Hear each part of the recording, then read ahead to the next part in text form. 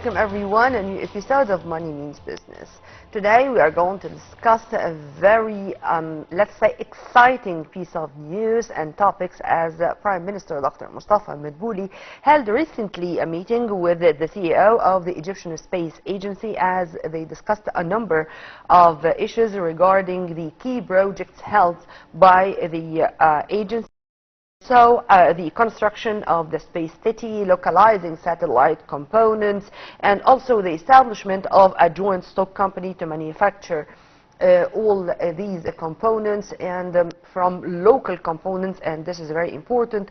Also, we're going to discuss things related to AI or artificial intelligence, as also today, now it was the foreign minister, it was our top diplomat who discussed with a number of top executives the resilience of Egypt regarding this field and the will of Egypt to go forward in AI field. Simply, artificial intelligence is the future, and it's going to invade, or it already invaded, all fields. So how to be all the time a pioneer when it comes to that, and also to transfer technology, to exchange technology between us and in our lives, particularly in our black continent. All this and more in a very special episode with a very special guest. So stay tuned. I'm going to be back right after the short break.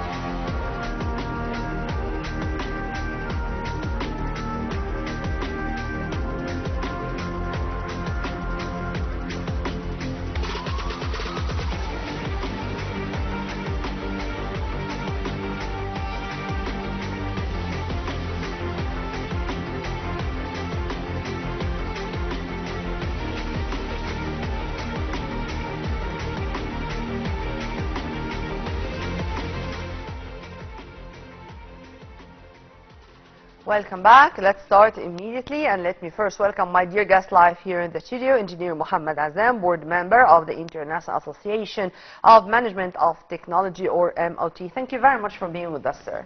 Thank you. Always pleasure and honor being with you. Thank you so much. Thank you, sir. And let's start immediately, as we do have a lot to speak about. And let's start with what took place today, as Foreign Minister Badr Abdelati is participating in the Tokyo International Conference on African Development, or TICAD. And on the sidelines of the summit, he had a number of very important meetings, and here we are going to mention this one, which focused on AI, or artificial intelligence, as it's really related to the main topic of our episode today. Well, the foreign minister said, or elaborated to be accurate, on Egyptian efforts to reinforce reliance on artificial intelligence, namely the establishment of the National Council for Artificial Intelligence back in 2019, and just 2 days later launching the National Artificial Intelligence Strategy. Let us talk about that and take it from here to go to other parts of our episode. Sure. Thank you for this introduction. Actually, we are living in a different era, and AI is reshaping our life totally. And the effect of AI actually is beyond imagination, and the pace of development is beyond imagination, because the number, if you look at the number of patents listed in AI during the last 5 years, actually it increased by 30x. And the size of global investment in such emerging technology exceeding 100 billion US dollar a year. A country like China actually invested almost 2 trillion over the last decade in AI and AI applications. So this shows the importance of this kind of technology for leveraging the competitiveness of any sector, whatever the sector is, that including the defense sector, the economic sector, the trade sector, the agriculture sector, healthcare sector, education sector, energy sector, just name it. So that's why Egypt is actually having a focus in this very particular important domain. And as you mentioned, Egypt has the National Council for Artificial Intelligence, and in 2021 actually Egypt launched a strategy, and the strategy that launched in 2021 has so many pillars. One of them is AI for government services, because you need to employ AI in so many domains related to the public offerings and the public services, that including... In fact, serving the citizen now is one of the priorities of the political leadership, and to introduce e-technology or e-services, I think it's going to remain all the time updated, also to reach the or to benefit to the maximum from recent technologies, and particularly on AI. I just wanted to start with that, sir, because just before being on air, you told me that you are very much acquainted with the UNU. It was, for me, it was a source of pride, to be accurate, when our foreign minister met with the rector of the United Nations University, or UNU, in Tokyo, and he is in the same time the Under-Secretary General of the UN, Lidzi Marwala, during his visit to Japan, and they exchanged views, and they tackled the topic of transfer of technology, in addition to also focusing or concentrating on scholarships, meaning that we are continuing on investing in the human being, in the cadres who can be able to manage the current projects. And I'm not going to say not to be in need for foreign experts, but at least to be, on equal foot. Again, this is part of the strategy, because in such advanced technology you need a kind of knowledge transfer. And of course, knowledge transfer is conducted by having a sort of collaboration with international organizations like UNU, as well as the leading private sector in this regards. And I think we have so many excellent relationships with countries, advanced advancing in this domain, that including the United States, that including China and Japan, of course. So it's very important to have this kind of knowledge transfer. And knowledge transfer is only doable by having joint venture projects, having exchange of students, and actually you need expertise to teach our students in our universities this kind of advanced technologies. You are in much need on open venues with education or learning platforms for providing training and providing a sort of online education in such advanced sector. As well as you need to work together on mutual projects, because the application of AI actually is unlimited. Yep. So you cannot do, actually no country can do this alone. That's why there is a sort of international collaboration in so many aspects related to AI, that including the governance of AI, because this is it. The top Egyptian diplomat expressed Egypt's willingness to utilize the experiment of the UNU in the domain of AI governance. And for his part, Chilidze said he supported aspects of cooperation proposed during that meeting, adding that he intends to pay a visit to Egypt to discuss these proposals with officials concerned. Sir. Again, governance, because AI actually, if we don't have a framework, for ethical framework to govern the utilization of AI algorithm, it could lead to a lot of issues actually. And maybe off air we talked about that. I'm a member of the Global Digital Transformation Commission within the International Chambers of Commerce, and actually we are working closely with you and I in so many aspects related to the governance of AI, because the world is looking for having AI for development, not for replacing jobs, not for actually used I for... thank you very much, sir, for saying so, because many people think that AI is going to let people stay at home and to deprive many people from their jobs. This is not the case. AI is to help you and support you and give you a hand to perform your job, or to execute your job or your missions in a better way, not to deprive you from your job. Please, sir, elaborate on that. Actually, AI could be used for automating a lot of routine jobs. And actually, routine jobs eventually will be automated. That's why the ethical framework, or the having a sort of governance related to the AI development, for not replacing human jobs, unless for high-risk jobs, for research and rescue, for example, for workers working in mining sector, for actually for the high-risk jobs that could be replaced by machines. Of course, there is another very important aspect of AI, is not using AI for discrimination. Yeah. Because simply I can design a financial program that not giving any kind of loans for people with dark skins. So this is very serious. Or having AI in my human resource system, not employing women, for example. So this is very serious thing.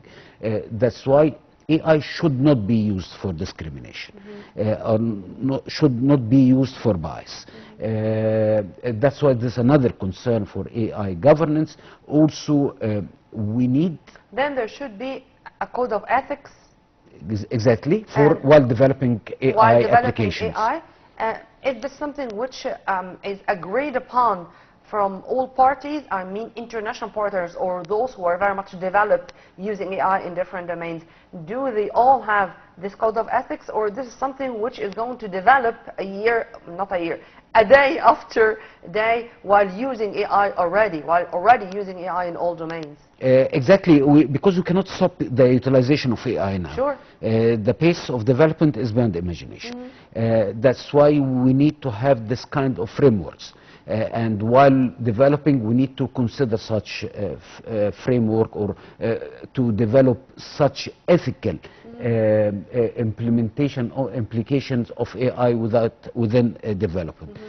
So many governments around the world are working on enforcing such kind of ethical utilization of AI, because could lead to very serious consequences. Amen to that. But Engineer Azzam, before going to the core of our episode, which is satellite technology, because this is very interesting, at least for me, because so many people thought that when it comes to space, it's only the exploration of Mars, not to be used in all fields. Satellites can help in agriculture, in industry, in even art, you name it. But before going to that, the word or the term technology transfer is very sensitive and controversial in the same time. How I can guarantee that this is something which is going to continue, or at least that this is something which is going not to spoil relations among allies? Because developing technology needs a lot of money. Huge sums of money are paid to achieve progress in this world in technology. Why I should, after reaching this, just to transfer it that easy to others who did nothing, or they did not sweat for that, or they did not have serious efforts to achieve that? It's very, actually, I would say, very debatable. Yeah. And of course you have very valid point, and no one will just let because the knowledge actually they have, that is creating wealth for enterprises, for nations, and for individuals. So no one will give you the knowledge for the high tech. Actually, each country who excelled in such very advanced domains, they exerted a lot of effort, and they invested billions of US dollars in research and development, in education system, in a lot of projects, a lot of implementation or implementing such very advanced technologies in different business sectors. And of course, no one would easily give you so most of the countries who are thinking of being having a footprint in the global marketplace, in this very competitive marketplace, they need to build such expertise within the country.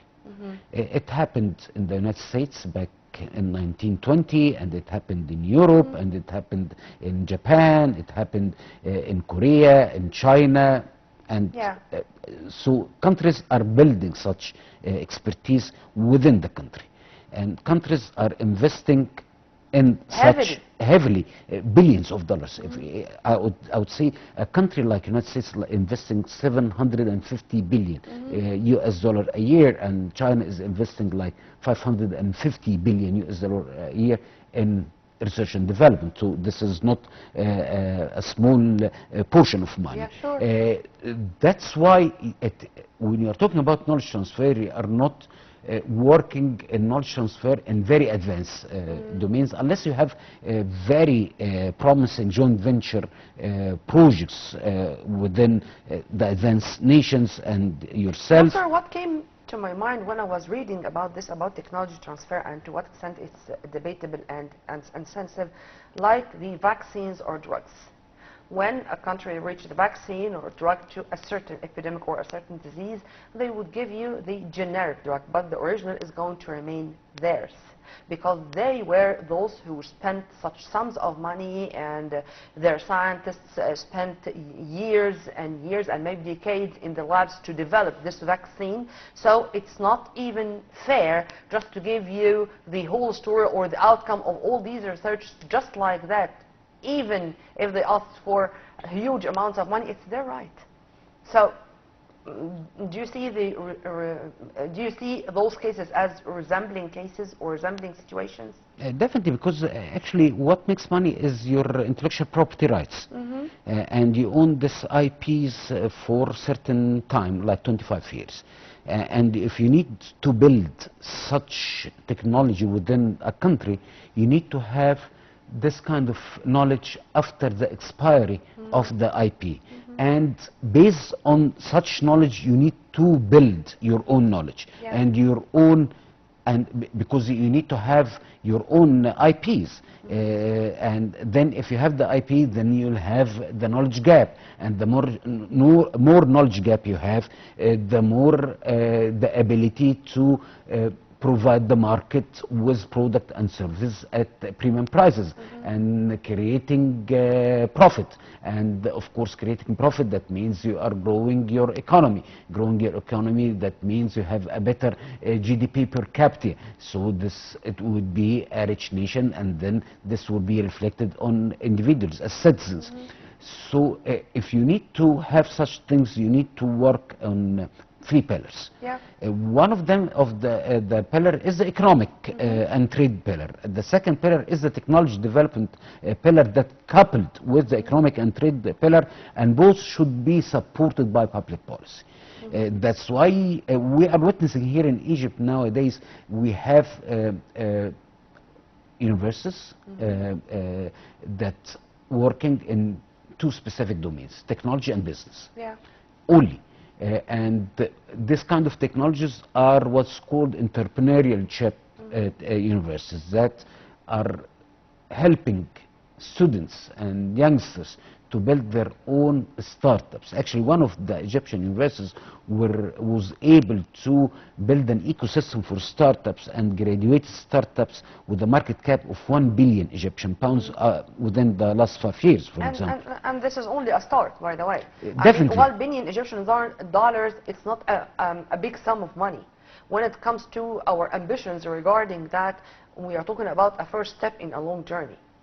Before going to the satellites and space city issue, I want just to comment on that there is wars and conflicts and struggles even among countries because of their scientists. And if it were not this case, neither Yahya al-Mashad, nor Samira Musa, nor Saeed Said Bidair, and those only are examples of Egyptian scientists who were assassinated. Because of what? Because they wanted only to have their research here in Egypt and to benefit the Egyptians from their own ideas, innovative ideas and inventions. And this happened with Abdul Qadir Khan, for example. I mean, this is something which is common when it comes to struggles or conflicts. Because of an innovative mind, it deserves and it can reach assassination. Sir, let's return to us and to what happened last week as we were talking about this meeting of Prime Minister Dr. Mustafa Madbouli, and let's go immediately to the space city. Before going into details, in your opinion, what's the importance of having an Egyptian space city? It's another way of owning the technology. Space technology is one of the technologies that could transform the landscape of science and technology in Egypt. Because space technology that includes electronics manufacturing, it includes design, it includes material sciences, include engine designs, it includes a lot of other technologies that you need also to build internally. And if you look at the top 5 countries in the world, each of such countries, they have very prominent, very advanced space program. That including United States, that including Russia, that including China, Japan, Germany, United Kingdom, India started to join the big heavyweight names. Of course, and even a country like Brazil, actually, they have very ambitious space program. So this is one of the pillars of building your technology ecosystem in Egypt. If you need to be an advanced nation, along with emerging technologies like artificial intelligence, you need to own your own space program.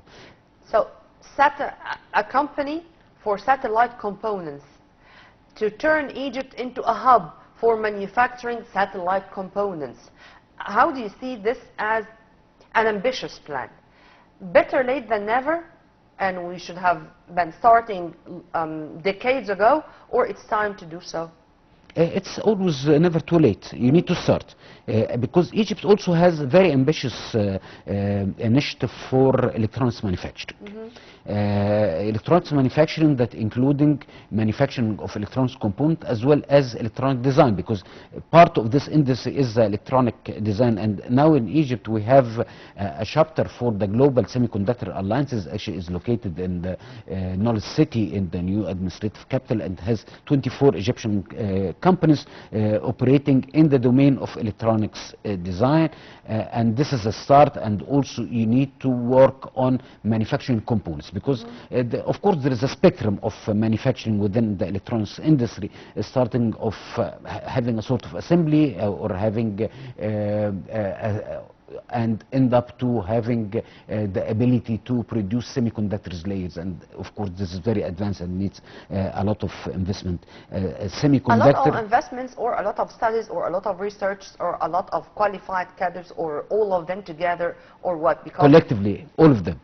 Okay, all of them, but via what? I mean the steps to be taken on the ground to work on what we call technology transfer, to have this mutual cooperation between our allies, to see where other countries ended, so to start from where they ended.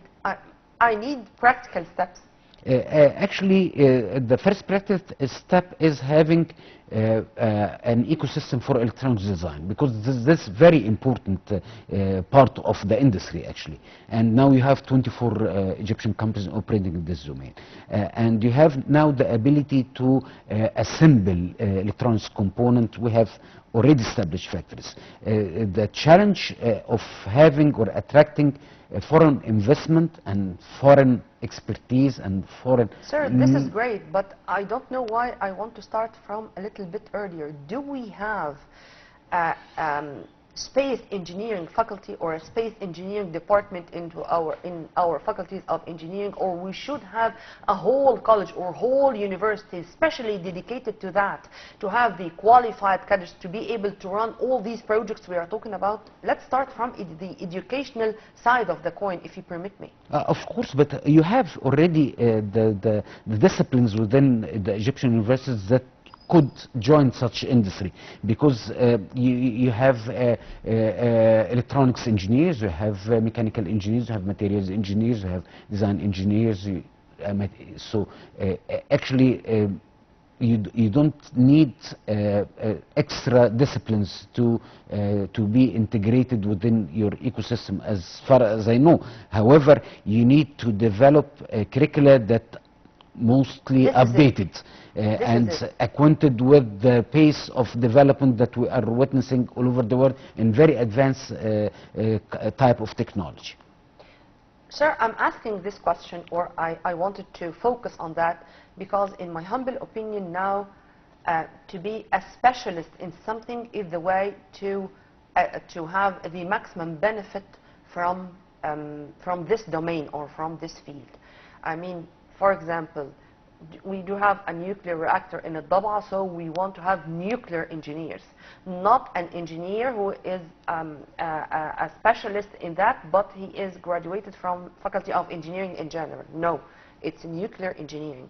Here I'm talking about space. I need space engineering.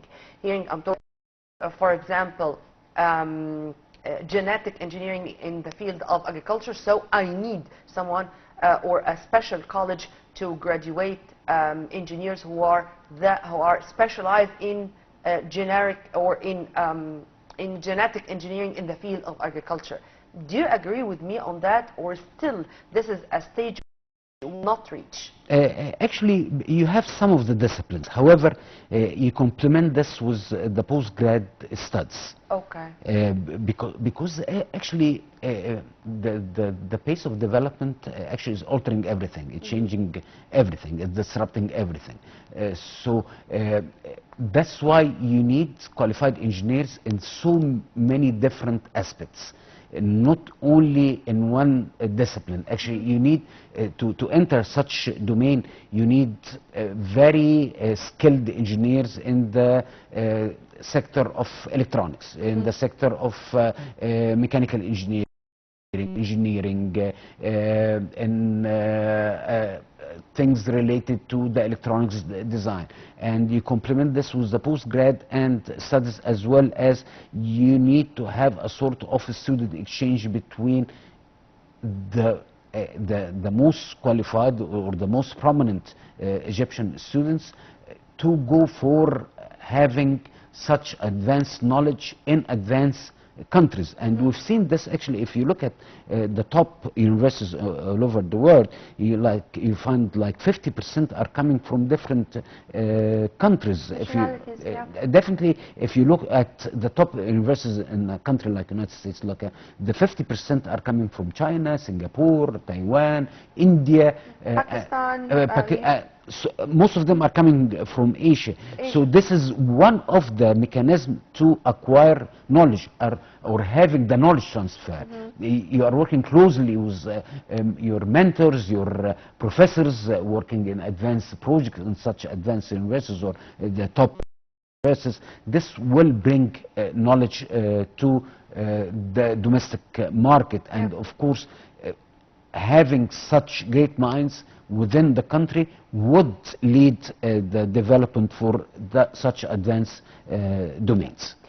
Sir, I'm going to turn back to the CEO of the Egyptian Space Agency, Sharif Shawqi, when he met with Prime Minister Dr. Mustafa al-Madbouli, as he highlighted the successful launch of EgyptSat-2 satellite in December 2023, which has enabled the complete mapping of Egypt, aided in urban planning, assisted in monitoring national projects.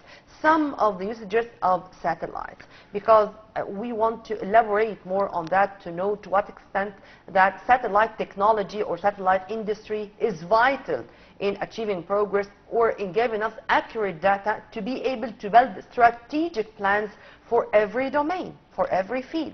Definitely, because you will have real-time data actually, and you will be able to analyze such data in so many different domains, that including urban development, rural development, infrastructure development, monitoring crops, monitoring the environmental issues that we are facing, like the erosion of shores, for example, having a better management of your natural resources, including water resources, having a better planning for the future. And of course satellite is very I would say effective in dealing with emergencies as well.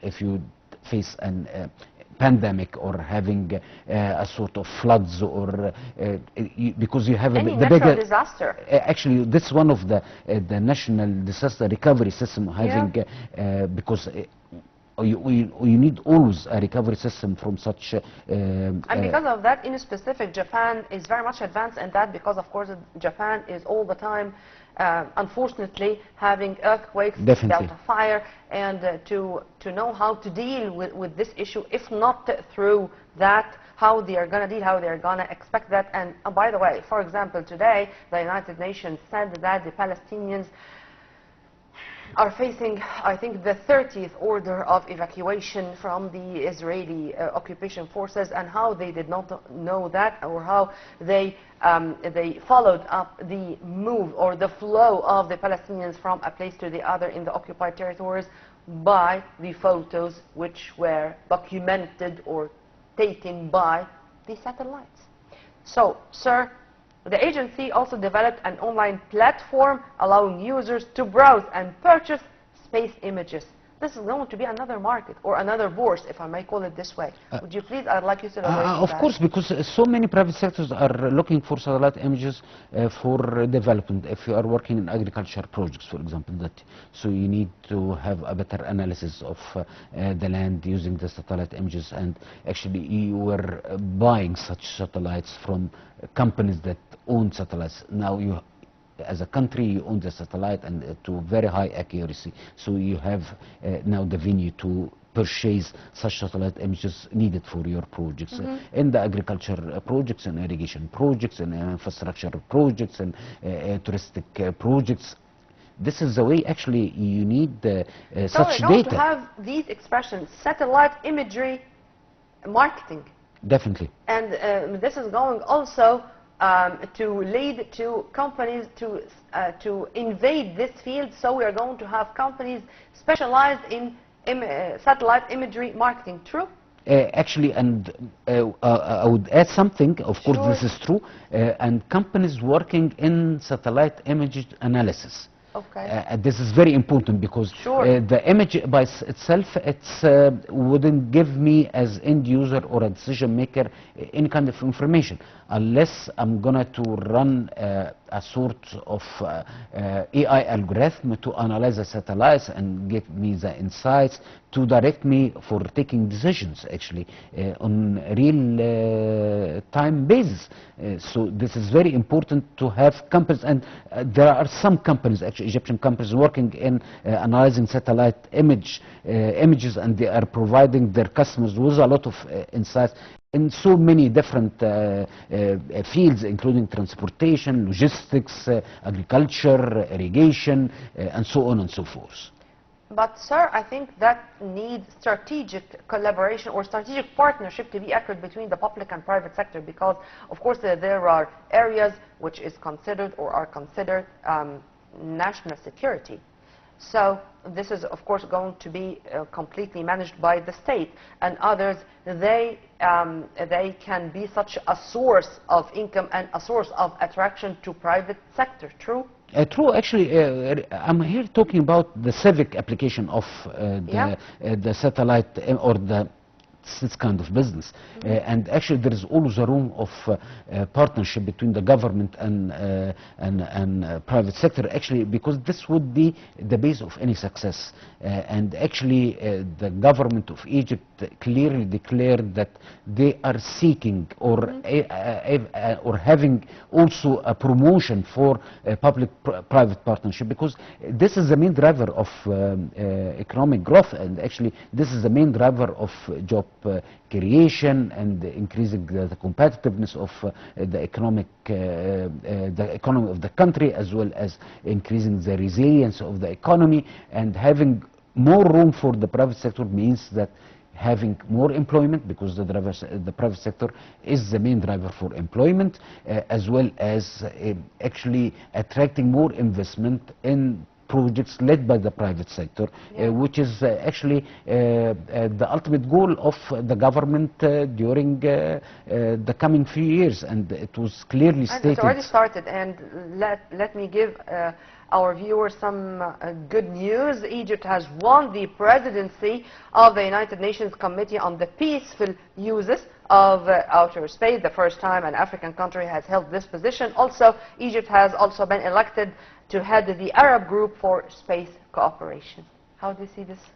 This shows actually the appreciation of the Egyptian efforts, and because simply we have the expertise, and we have the expertise for many years, and we have very qualified personnel working in very advanced domain like space industry, or in actually from the faculty, from the private sector, and of course having such agency actually was a key element of to have a sort of focus efforts in such very important line of technology. Space technology actually is locomotive for improving so many other technologies, and of course with the strategy of artificial intelligence and with the strategy of having S3 and joining such a strategy altogether, having AI for real development, having AI for many, I would say, governmental services, focus on agriculture, on irrigation, that will tackle issues related to food security, and of course this would help you to grow your industrial sector by having real data. It would help you to grow your energy sector by having a better planning, and of course this is a real mechanism, a well-tested mechanism for having a resilience. Together. Definitely it's connected. From a panoramic view. In addition to all this, the agency will play an active role in training and qualification programs in space sciences and technology. A technological zone within the space city will host companies as the agency develops education satellite models with sales reaching 5.8 million Egyptian pounds, aiming to sell or to reach 15 million. Sir. This is building the cluster itself, because it's very important not having fragmented efforts. And building such cluster is very important. Now we have the agency, you have Center for Research and Development, you have the academia within the city, you have the training program. Ongoing training is very important, life learning is very important, and having such elements together, connected together, having focused efforts, having a sort of clustering the ecosystem in one place, of course will drive this industry much further to having a real competitive space industry. And of course this could be one of the main pillars of advancing Egypt as a nation. And of course this is very attainable with the current efforts and the very positive support by the government of Egypt to such very important sector. And with our youth, with thinking out of the box, with the innovative ideas, with taking into consideration that sustainability, innovation, competitiveness are going to be the key words behind any success. As you've kindly mentioned, we are going, inshallah, to achieve a lot, whether in this domain or in other domains. Sir, as usual, you are an added value to our program, and I enjoyed our discussion, and I'm going to leave you with a promise to see you again in more episodes of our program. It's always pleasure and honor, and thank you for hosting me here. And of course, this is my honor being with you. Thank you so much. Thank you, sir. Well, by this we come to the end of this special episode of Money Means Business. Engineer Mohamed Azzam was our dear guest live here in the studio. But now I'm going to leave you with the most important economic events which took place in the past 7 days. Stay tuned on Nile TV International always for more. With all my love, this was Nurmeen Abdurrahman.